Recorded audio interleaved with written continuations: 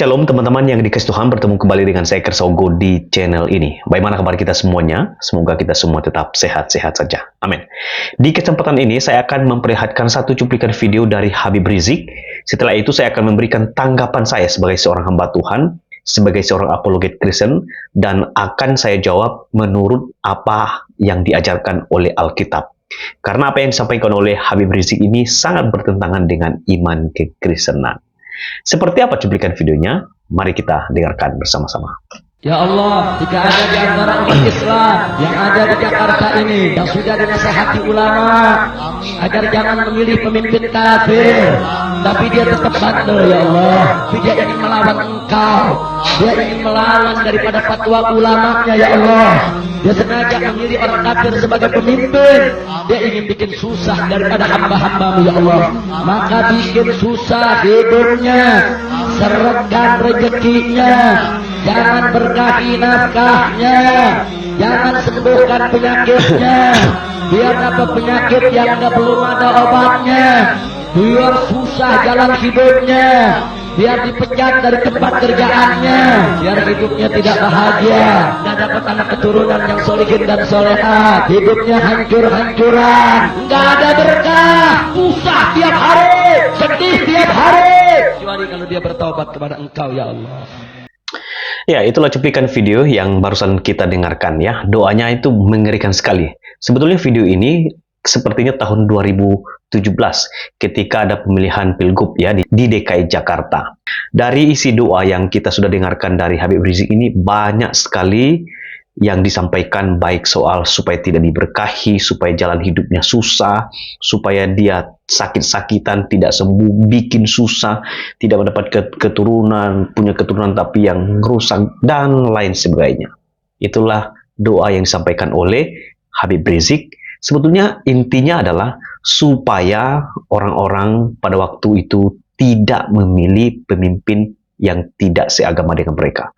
Atau katanya pemimpin kafir. Sebetulnya kata kafir ini tidak tepat diperuntukkan kepada orang Kristen, karena orang Kristen itu punya Tuhan. Ya, kami percaya kami memiliki Tuhan, dan Tuhan yang kami percaya itu adalah Allah yang hidup yang dapat menyelamatkan kami. Seperti apa yang Anda lihat di slide teman-teman, saya akan mengajak kita melihat tentang pengajaran mengenai doa di dalam kekristenan ya. Di dalam Lukas pasal 6 ayat yang ke-28 berkata demikian, mintalah berkat bagi orang yang mengutuk kamu, berdoalah bagi orang yang mencaci kamu.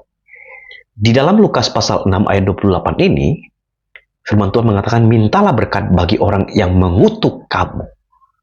Wow, jadi orang yang mau mengutuk kita disuruh untuk minta berkat dari mereka ya. Tetapi berdoalah bagi mereka yang mencaci kamu. Ini ada dua bagian pentingnya. Meminta berkat bagi orang yang mengutuk kita, tetapi juga mendoakan orang yang mencaci maki kita. Itu dalam Lukas pasal 6 ayat 28. Kemudian di dalam 1 Petrus 3 ayat 9 ya, mengatakan begini, dan janganlah membalas kejahatan dengan kejahatan, atau caci maki dengan caci maki, tetapi sebaliknya hendaklah kamu memberkati, karena untuk itulah kamu dipanggil, yaitu untuk memperoleh berkat ya. Itu bagian yang paling penting di dalam doa. Jadi jangan balas kejahatan, caci maki dengan caci maki, tetapi sebaliknya, kamu harus memberkati. Jadi di dalam doa itu kita justru bukan mengutuk, tetapi memberkati. Ya, itu ajaran di dalam kitab 1 Petrus pasal 3 ayat 9. Selanjutnya, di dalam Lukas pasal 23 ayat 34, kita melihat ya, Yesus berdoa pada waktu dia disalibkan. Dia katakan begini, Yesus berkata, ya Bapa, ampunilah mereka, sebab mereka tidak tahu apa yang mereka perbuat. Dan mereka membawa undi untuk membagi pakaiannya. Di dalam paragraf ini teman-teman, ini doanya punya makna yang sangat dalam ya. Pertanyaan kita adalah, apakah orang yang menyalibkan Yesus itu tidak tahu apa yang mereka perbuat? Ya Bapa, ampunilah mereka sebab mereka tidak tahu apa yang mereka perbuat. Kita bisa melihat dari sisi Kristus ya. Pada waktu Yesus Kristus dicaci maki sebelum sampai dipaku di kayu salib ya. Dia diolok-olok, bahkan dituduh, bahkan diludahi, bahkan diperlakukan dengan sangat-sangat jahat oleh orang yang tidak mengenal dan tidak percaya kepada Dia. Justru di atas kayu salib itu, Yesus bukan mengutuk mereka, bukan mencaci maki mereka balik. Justru Dia katakan, ya Bapa, ampunilah mereka, sebab mereka tidak tahu apa yang mereka perbuat. Ini ajaran dalam kekristenan sangat agung. Apa yang Yesus sampaikan, apa yang Yesus ajarkan, sungguh-sungguh berbeda dengan cara-cara dunia, tidak mengenal Tuhan dan tidak mengenal kebenaran. Itu dalam Lukas 23 ayat 34, di mana Yesus sendiri mendoakan orang yang menyalibkan Dia, orang yang mencaci maki Dia. Selanjutnya, di dalam Kisah Para Rasul, satu tokoh Alkitab ya, sambil berlutut ia berseru ya, dengan suara nyaring, Tuhan, janganlah tanggungkan dosa ini kepada mereka. Dan dengan perkataan itu meninggallah ia. Ya, ini adalah doa dari Stefanus yang dilempari batu. Ya.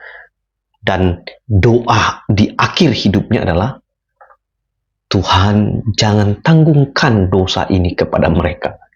Dia justru menyampaikan doa kepada Tuhan supaya Tuhan tidak menghukum mereka.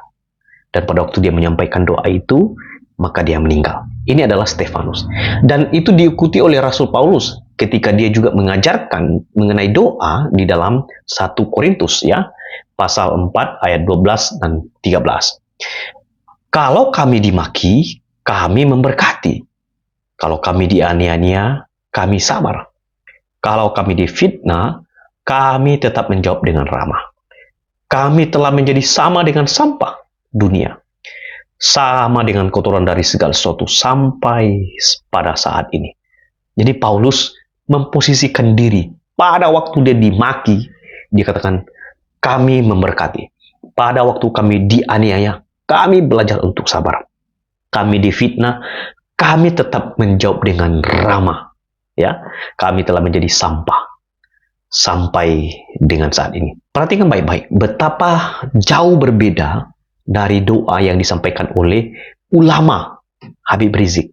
Dan kalau kita compare dengan beberapa tokoh di dalam Alkitab, dari Kristus yang sangat agung, yang adalah Allah yang menjadi manusia yang kudus itu, yang menyelamatkan orang berdosa yang percaya kepada Dia.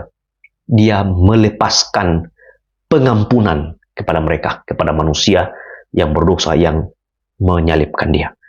Dan juga Stefanus mendoakan orang, dan Paulus dan rekan-rekan sepelayanannya dikatakan mereka justru memberkati orang yang mengutuk atau mencaci maki atau menganiaya mereka.